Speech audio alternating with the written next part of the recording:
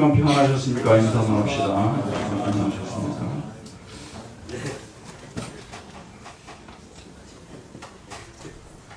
나폴레옹 자서전을 읽는데 하도 두꺼워가지고 끝도 안 납니다. 조금씩 읽는데 진짜 좀 연구할 만한 사람이에요. 그분이 하신 말씀이 대포 앞에서는 모든 병사가 평등하다. 대포 앞에서는 모든 병사가 평등하다. 유명한 말을 남겼습니다. 대포가 잘생겼다고 봐주고 못생겼다고 안 봐주고 계급이 높다고 봐주고 계급이 낮다고 봐주고 이런 경우가 없죠. 저는 이 말보다 더 진실한 말은 죽음 앞에서는 모든 사람이 평등하다. 죽음 앞에서는 모든 사람이 평등하다. 참 여러분 한 주간을 지내면서도요. 아마 여기 앉아 계신 분들 중에서 죽음에 대해서 한 번도 생각하지 않고 지나가신 분들이 한 사람도 없을 거예요. 조크인데 여러분 진짜 조크로 들으셔야 돼요.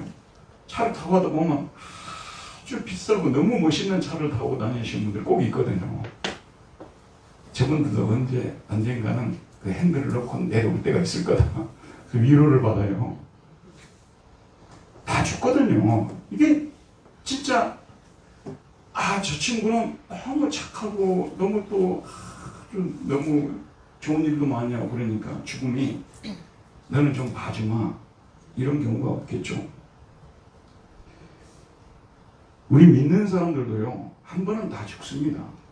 안 죽고 하늘로 올라가는 경우들이 에녹이라든지 누굽니까 그 엘리야라든지 이런 경우가 예외적으로 있기는 있습니다만 그러나 한 번 죽는 것은 사람에게 정한 것이라고 성경이 분명히 말씀하고 있습니다. 믿음 좋은 아브라함 아내 사라도 죽었습니다. 나이가 차서 죽었는데요. 23장 1절에서 2절 보면 사라가 127세를 살았으니 이것이 곧 사라가 누린 횟수라. 사라가 살던 그 시대는 좀 장수였어요. 그래서 이 사라가 127세를 살았는데 사람은 그렇게 산 게 아니라 대부분 사람들이 이렇게 장수를 했던 거죠. 127세. 그리고 사라는 자신의 고향 땅인 메소포타미아 땅이 아니라 이주 온 땅인 가나안 땅 기랏 아르바에서 헤브론이라고도 하고 기랏 아르바를 헤브론이라고도 하고 현재 지명은 뭐예요? 현재 지명은 베들레헴입니다.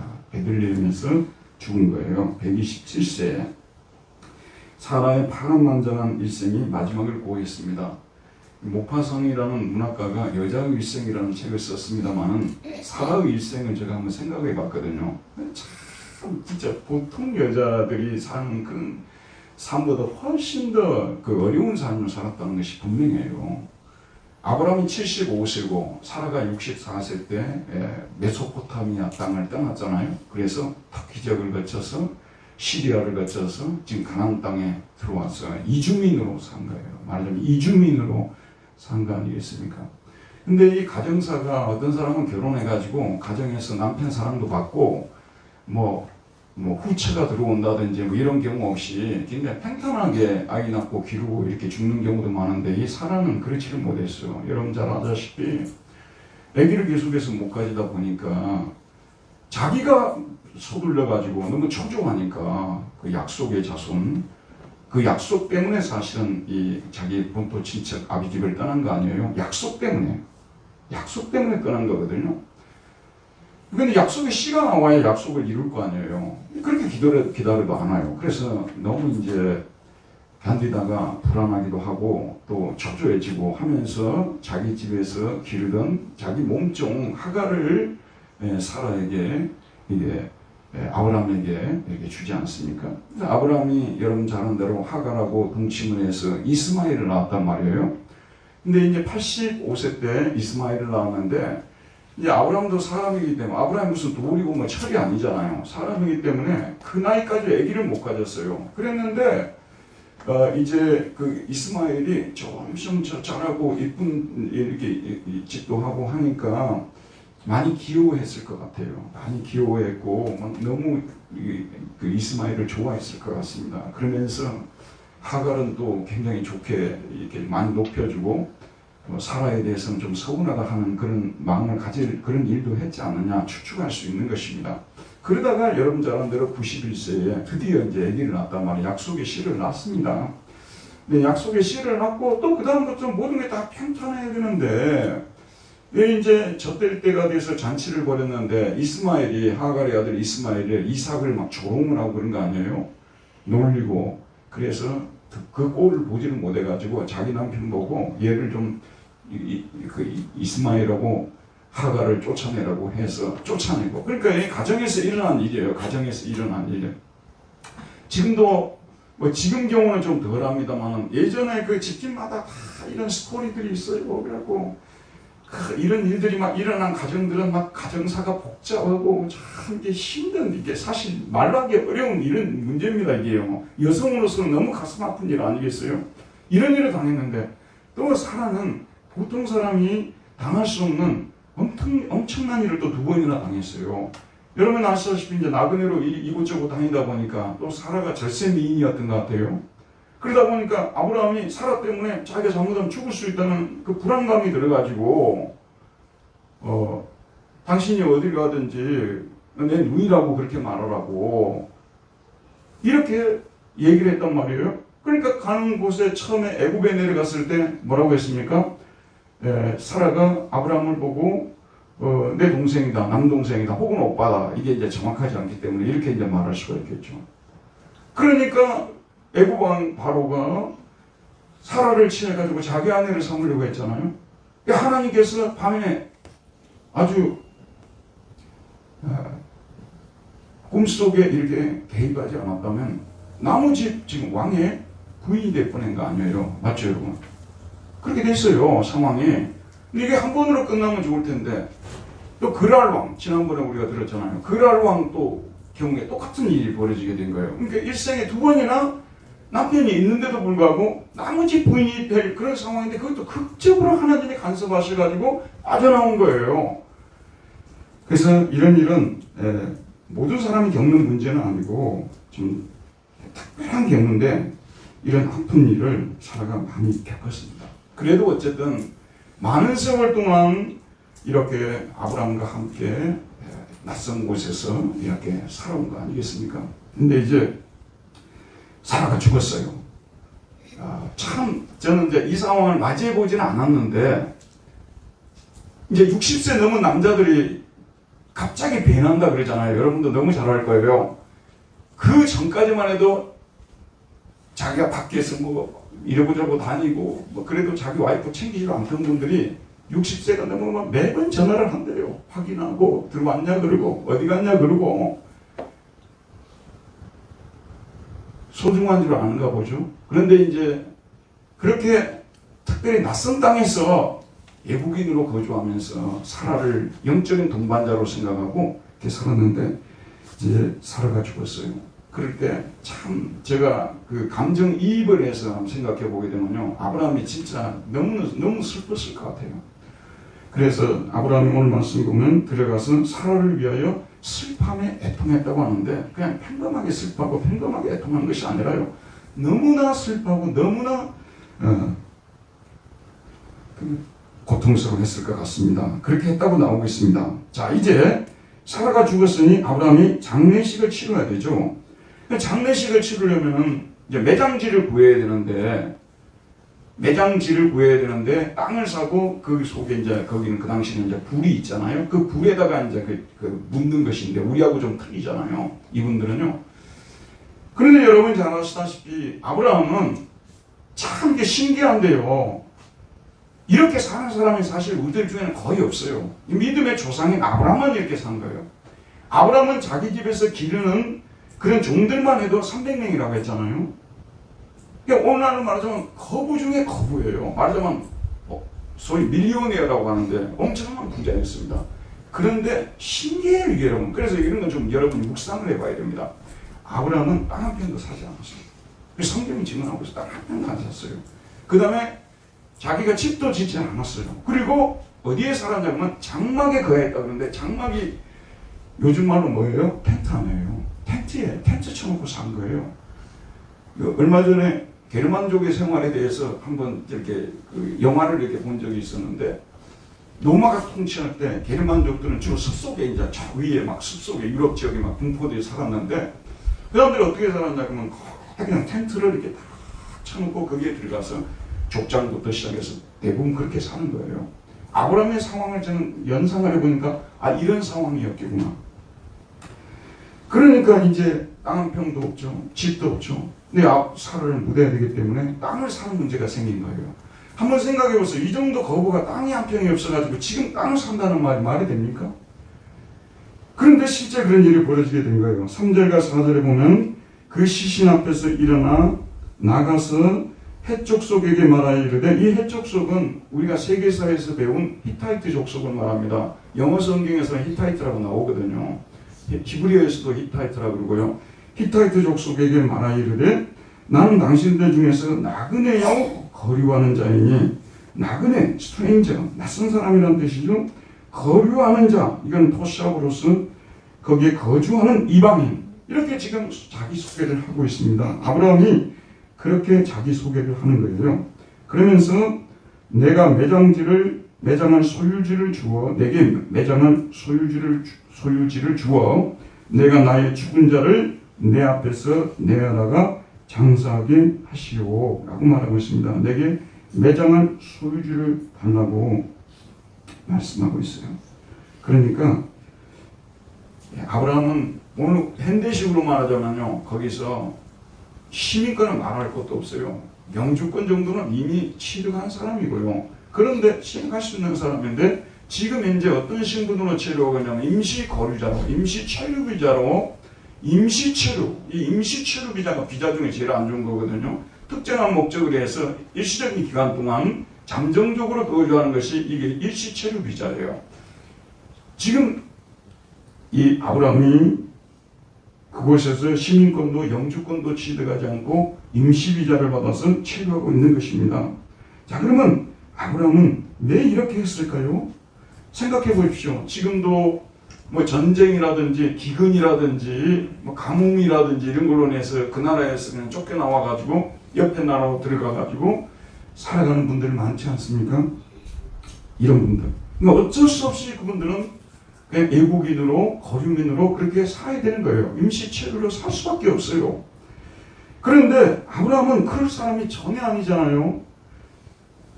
왜 이런 행동을 했냐 그러면은 바로 히브리서에서 보게 되면 제가 추석 때마다 설교하는 히브리서 본문입니다.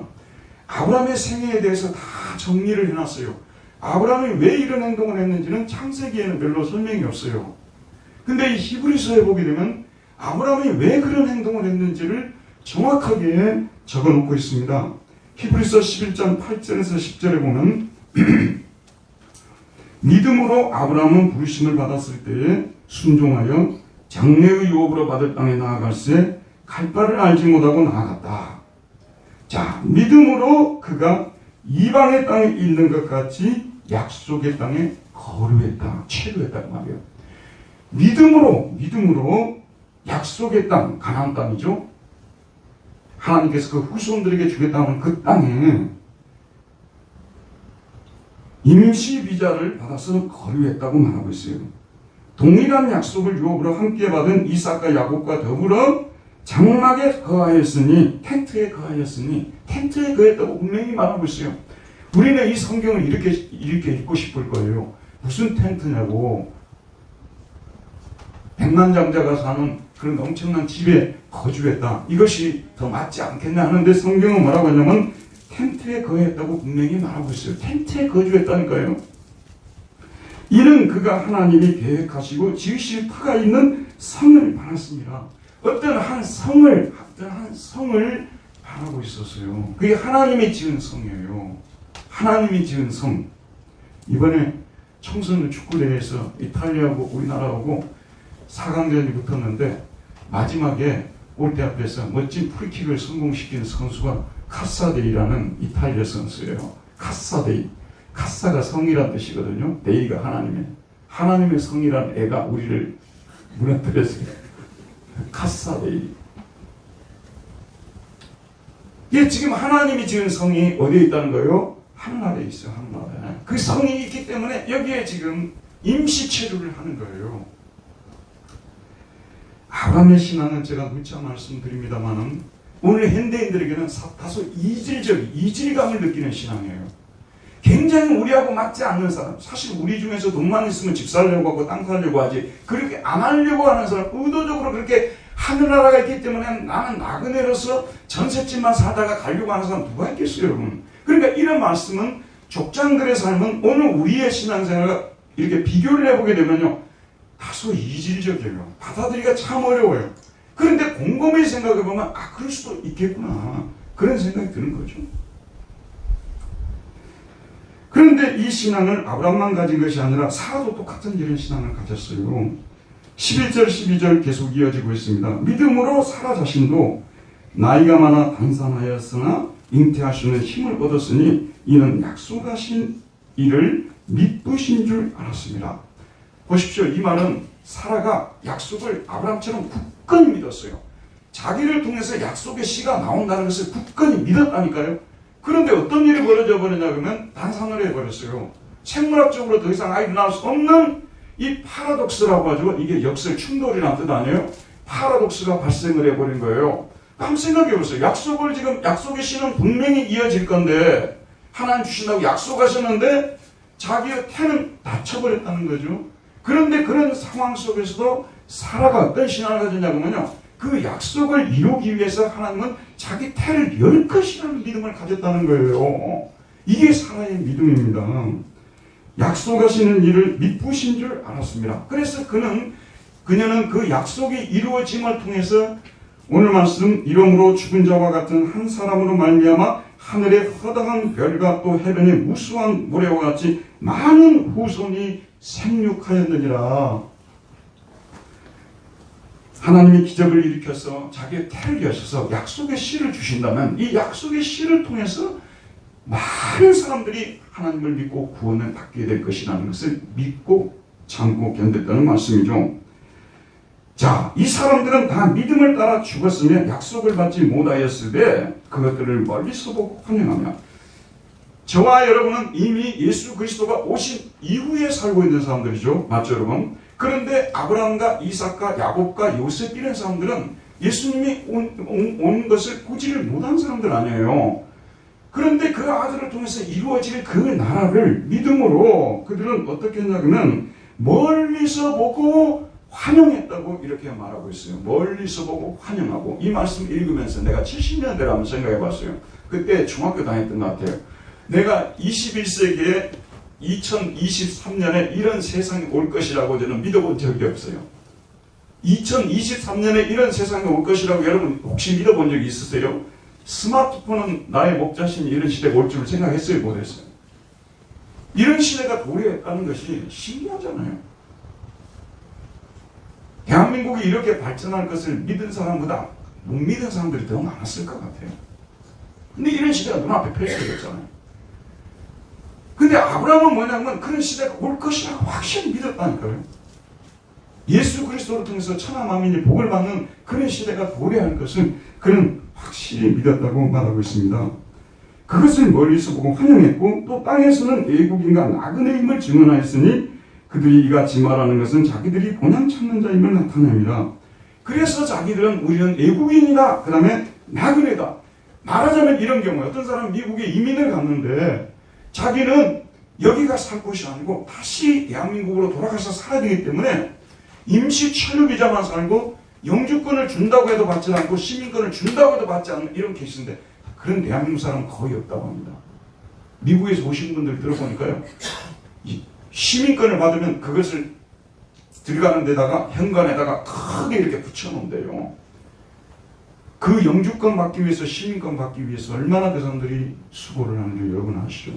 그런데 아브라함은 충분히 그럴 수 있는 자격이 있고 또 그럴 만한 돈도 있고 그랬음에도 불구하고 땅에서는 애국인 나그네라고 지명을 했다고 말씀이에요. 그들이 이같이 말하는 것은 자기들이 본향 찾는 자임을 나타냅니다. 그들이 이같이 말하는 것은 자기들이 본향 찾는 자임을 나타냅니다. 그들이 나온 본향을 생각하였더라면 돌아갈 기회가 있었으려니와 그들이 이제는 더 나은 본향을 사모하니 곧 하늘에 있는 것이라. 이러므로 하나님이 그들의 하나님이라 일컬음을 받으심을 부끄러워하지 아니하시고 그들을 위하여 한 성을 예비하셨느니라.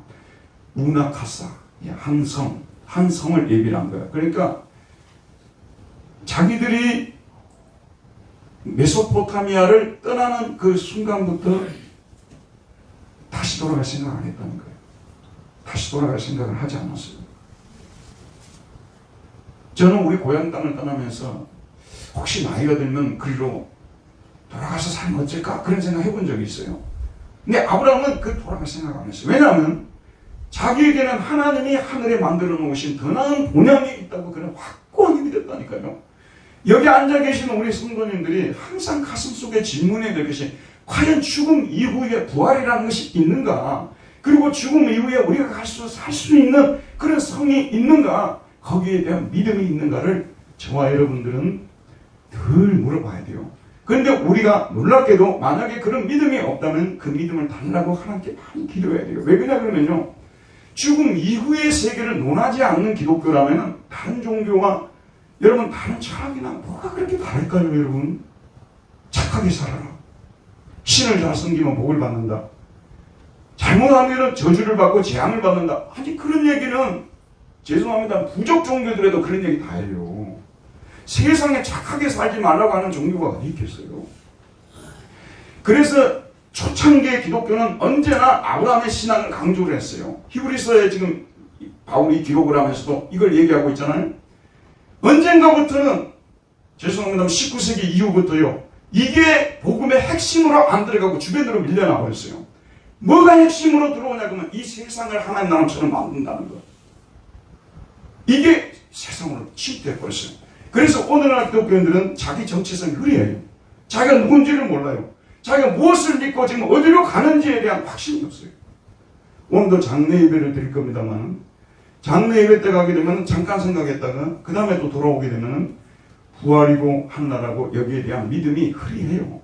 그래서 정체성이 흐리한 그런 그리스도인들이 많이 생겨났다는 것이 가슴 아픈 얘기죠. 그래서 우리가 신앙이 무엇인가를 알기 위해서는 족장들에서 한 걸 연구해야 된다는 것이 제가 늘 여러분에 강조를 하는데, 우리 중에 저의 설교를 얼마나 많은 분들이 받아 들었는지에 대해서는 저 자신도 확신할 수 없어요. 고양이가요, 그런데요, 자기가 처음 먹은 먹이 있잖아요. 자기가 처음 먹은 먹이를 계속 찾는데요. 사람은 한번 누구에게 어떤 설교를 듣고 따라가잖아요. 거기서 빠져나오는 것이 고양이가 먹이를 바꾸는 것처럼 힘든 일이에요. 막막돼요. 그런데 미련한 목사들이 자꾸 바꾸려고 하니까 자기만 고통을 당하는 거예요. 자기만 상처를 입고. 어쩔 수가 없어요. 사람은 다 인격적이고 나름대로 추구하는 것이 있기 때문에 그 신앙을 가지고 살려고 하는 분들에게는 그 신앙 가지고 살라고 해야 돼요. 그러나 저는 여러분, 아무리 내가 성경을 보고 아무리 공부를 해도 이 부활과 천국이 없는 이 기독교 신앙은 이거는 기초가 없는 신앙이라고 저는 보고요, 올바른 신앙이 저는 아니라고 강하게 저는 강조하고 선포하고 싶거든요. 하나님의 은혜 가운데서 우리 모두가 이런 신을 가졌으면 저는 너무너무 좋겠어요. 그러나 그렇지 않는다고 해서 제가 무엇을 가지고 설복을 할 수가 있겠습니까? 그러나 아브라함의 신앙을 저는 올바른 신앙이라고 생각하고 이런 신앙을 가져야 된다고 보는 것이 저의 생각인 것입니다. 자, 이제 이 무덤을 들어보세요. 마지막으로 말씀드릴게요. 이 무덤을 자꾸 아브라함이 많은 돈을 주고 사서 거기다가 장사를 자꾸 하려고 해요. 여러분 한번 생각해 보세요. 그냥 그렇게 하지 말고 그냥 적당히 그냥 뭐 흙이 있는데 자기 살고 있는데 그거 좀 파가지고 조금 땅 사가지고 큰 무덤 될 거 아니에요? 그런데 그렇게 하진 않고 아주 좋은 그 땅을 파놨어요. 이미 죽기 전에요. 우리 집사람 큰오빠가 계시는데 세종에 살고 계시는데 얼마 전에 가니까 그러더라고요.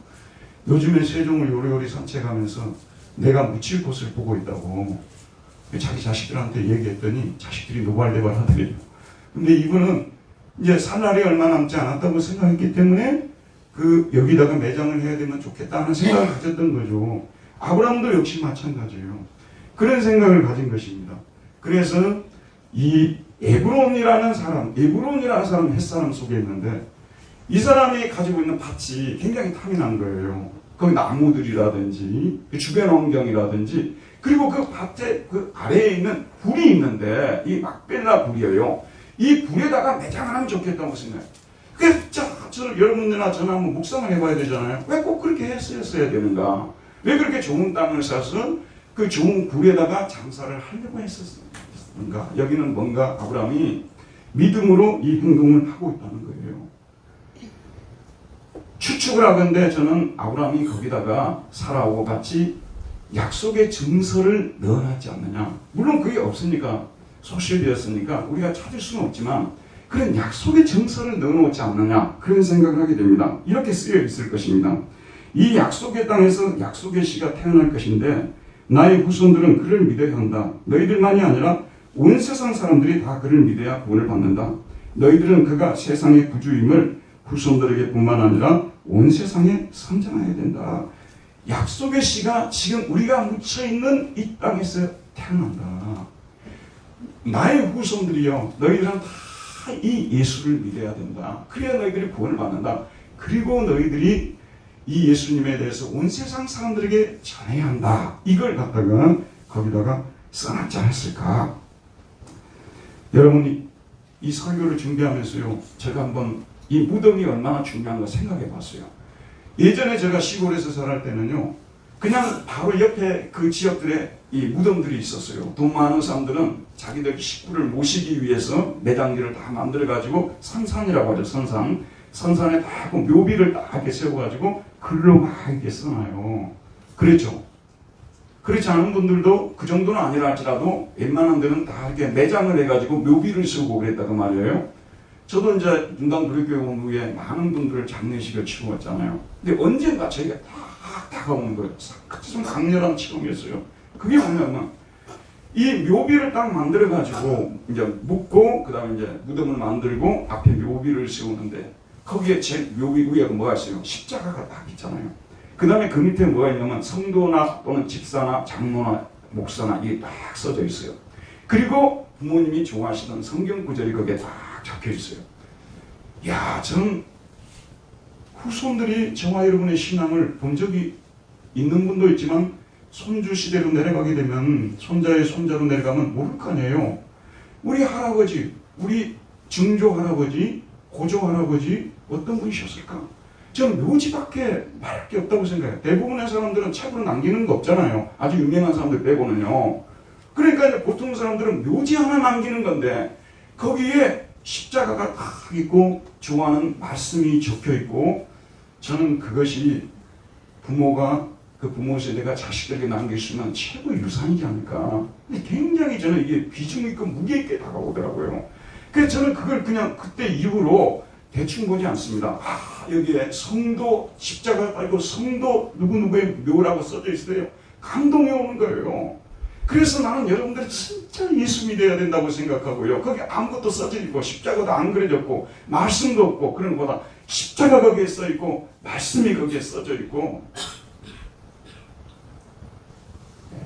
우리 모두가 다 이렇게 되었으면 좋겠어요. 그런데 오늘날은 이제 그 매장을 하지 않고 화장을 주로 하기 때문에 유골함에다가 이제 이걸 하잖아요. 유골함을 방문하게 되면 유골함에도 십자가가 써져 있고 거기에 이름이 써져 있고 그 다음에 좋아하는 구절이 써져 있는데 그걸 자손들이 와서 보면서 많은 생각을 할 것 같아요.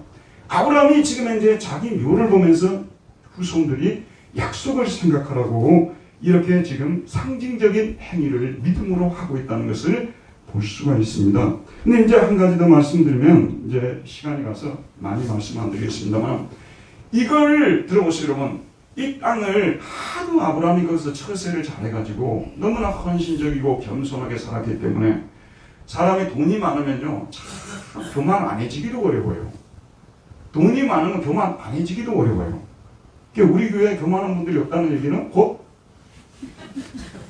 돈 있는 분들이 없다는 얘기예요. 돈도 그냥 웬만히 있는 거 말고 엄청난 돈이 있는 분들은 진짜 여러분 그러니까 저 같은 사람은 그 사람들 심정조차 헤아릴 수조차도 없어요. 그 많은 돈을 가지고 살아가는 그 신기한 능력이라고 생각하는데 그러고도 천국은 갈 수 있을지 참 저는 이게 풀 수 없는 예수님은 못 간다 그랬거든요. 근데 그래도 뭐 자기들은 간다고 생각하니까 과연 갈 수 있는지 그런 생각을 해봅니다만은 그런데 아브라함은 그렇게 거부했음에도 불구하고 이 주변 사람들이 뭐라고 그랬냐면 나의 주라고 불렀어요. 오늘 두 번이나 나와요. 구절에는 두 번이나 나의 주라고.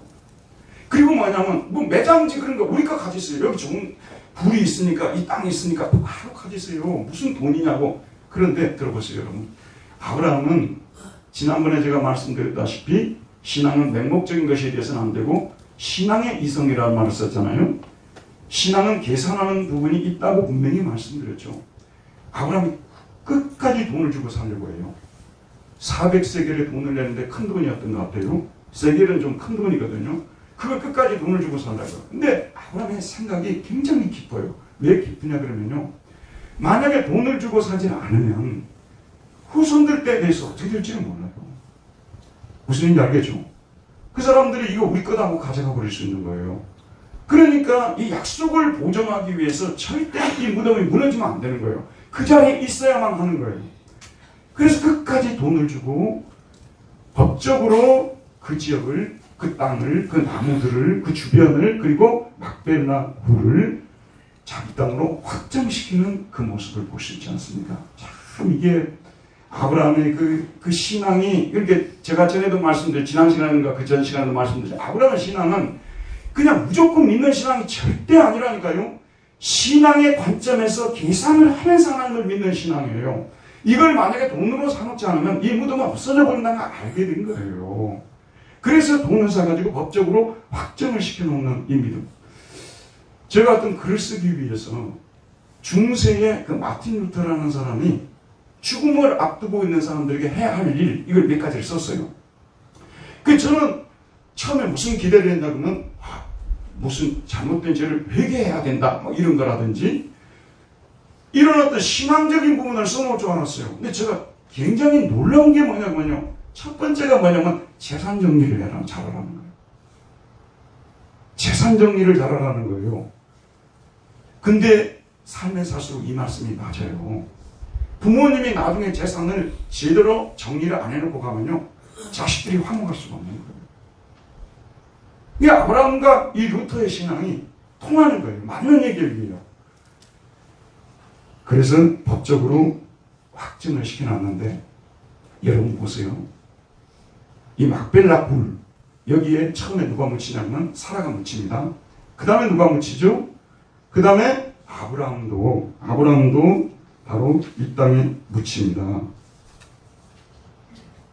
창세기 25장 7절에서 10절에 보면 아브라함의 향년이 175세라 그의 나이가 높고 늙어서 기운이 다하여 죽어 자기 열조에게로 돌아가며 그의 아들들인 이삭과 이스마엘이 그를 마무리 앞 헷족속 소알의 아들 에브론의 밭에 있는 막벨라 굴에 장사했으니 이것은 아브라함이 헷족속에게서 산 밭이라 아브라함과 그의 아내 사라가 거기 장사되니라. 막벨라 굴에 아브라함도 장사되고 사라도 장사됩니다. 나중에 가면 리브가도 거기에 장사가 되고요. 이렇게 지금 믿음의 가정들이 여기에 장사가 되고 있는데 이게 대가 끊기면 안 돼. 계속 아브라함 땅이 되어 있어야만 바로 여기에 바로 이 땅에서 약속의 씨가 태어나는 거예요. 놀랍게도 여러분 보세요. 아브라함이 이 믿음을 가지고 이 땅을 샀고 매장을 했고 죽었어요. 그랬는데 놀랍게도 여러분 바로 이 땅을 헤브론이라고 하거든요. 다윗이 7년 동안 통치했던 땅입니다. 그런데 이 땅이 바로 나중에 현대 명이 뭐예요? 지명으로 베들레헴 아니에요. 이 베들레헴에 누가 태어났습니까? 베들레헴에서 누가 태어났어요? 예수 그리스도께서 베들레헴에서 태어나셨잖아요. 베들레헴 에브라다야. 너는 유다 고을 중에서 작은 고을로되 네게서 메시아가 태어날 것이라고 미가서 5장 2절에서 예언했고요. 바로 이 베들레헴에서 아브라함의 후손이 태어났어. 왜 아브라함이 거기다가 묘를 쓰려고 했는지 그 이유를 밝혀주신 거예요. 바로 내가 아브라함의 씨라는 것을 예수님은 증거를 하게 된 것이고 그래서 예수님이 유대인들에게 하나님의 백성들에게 바로 내가 아브라함의 씨로 온 세상을 구원할 메시아니까 너희들 모두가 나를 믿어서 구원을 받아야 된다고 말씀했던 것입니다. 이런 놀라운 의미를 가지고 이런 놀라운 믿음의 생각을 가지고 통찰을 가지고 미래를 내다보면서 그곳에 이 막벨라 굴에 장사를 지냈던 이 아브라함의 신앙 또 사라의 신앙이 오늘 저와 여러분들에게 큰 도전을 준 것 같습니다. 자, 이 시간에는 이 막벨라 굴에 대해서 여러분 집에 돌아가셔서 막벨라 굴을 유튜브에 쳐보게 되면 그 여러 사람들이 해설하는 것들이 나오거든요. 근데 이 사람은 제가 몇 번 봤어요. 이분이 해설하는 거예요. 근데 뭐 이분도 특별한 해설은 없어요. 근데 이 막벨라 굴이 여기 있다고 한 3, 4분짜리 영상이 있는데 잠깐 한번 우리 보고 가도록 합시다. 역사적 사실이라는 것을 제가 다시 한번 여러분의 증명을 해드리고 싶어서 그렇습니다.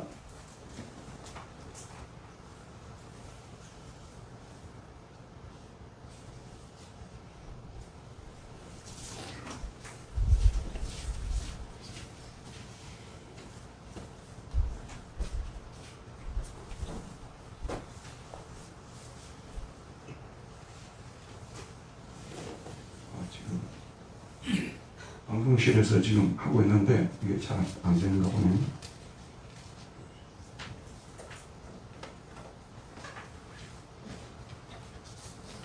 여기 보지 마세요. 그냥 앉아 계세요. 제가 뜨면은 말씀드릴게요.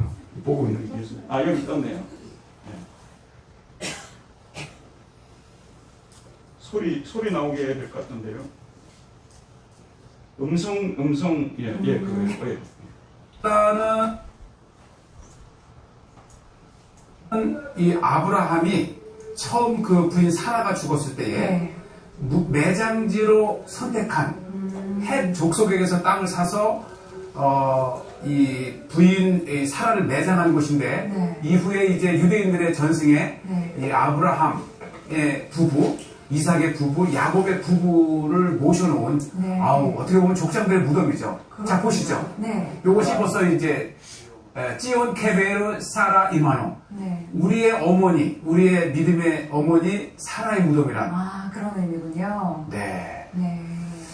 사실 성유순례를 가도 이 헤브론까지 가기는 어렵지요. 여러 이유로. 그러나 사실 개인적으로 가는 데는 거의 전혀 이상이 없고 특히 이곳에 가게 되면은 또 이건 또 아브라함의 아브라함 아비누.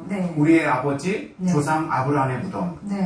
참 이 성경에 창세기에 나오는 좀 먼 신비의 이름과 땅인 것 같은 곳이 실질적으로 있습니다.